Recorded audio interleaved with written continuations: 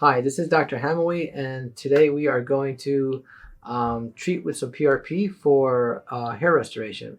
I have a woman with thinning hair that's becoming more fine and lighter, and we want to restore it, give it its texture, quality, and volume back without having to do any kind of hair transplant or procedure because she doesn't need that. Her density is fine, it's just the quality of the hair that's down.